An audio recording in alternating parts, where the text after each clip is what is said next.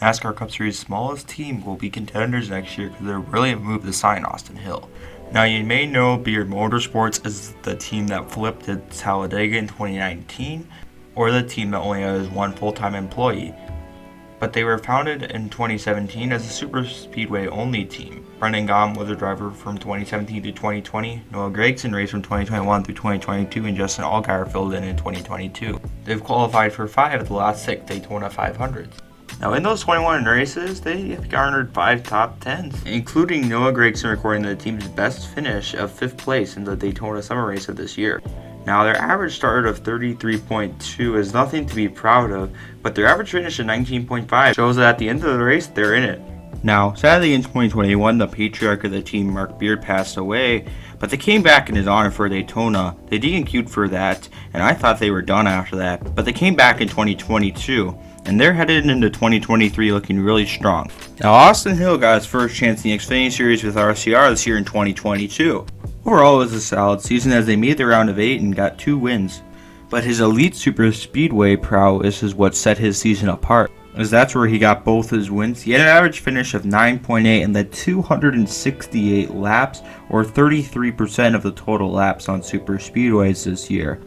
Now, is this because RCR has especially fast cars at super speedways? I don't think so. If you compare him to Sheldon Creed this year and Ryan Snyder the year prior, Austin Hill stands out much better.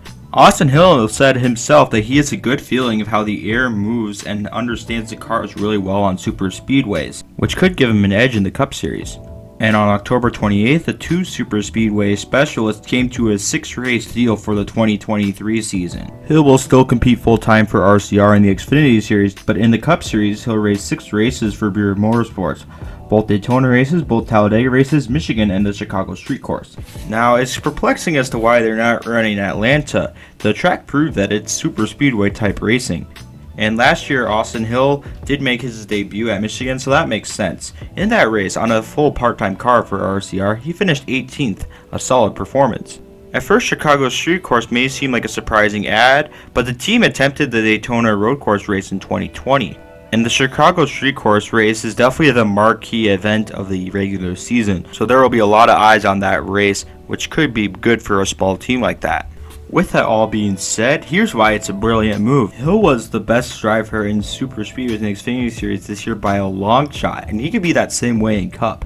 People said the same thing about Justin Haley, but in his 4 Xfinity super speedway wins, he only led 32 laps. And despite being such a small team, Beard Motorsports has found ways to run up towards the front at the end of these races. Austin Hill can guarantee this and will compete for top 5s, top 10s, and maybe even wins. You never know what could happen in a super speedway race. And this could attract some more sponsors to the team, as they've mostly been sponsored by Beard Oil and South Point, and those had family connections to Brendan Gaughan, the former driver, and Mark Beard, the late patriarch. But they got a new sponsor in Wendy's, and success from Hill could bring in more sponsors. And racing at a more diverse set of tracks could potentially lead for them to launch into a full-time operation if that's what they want.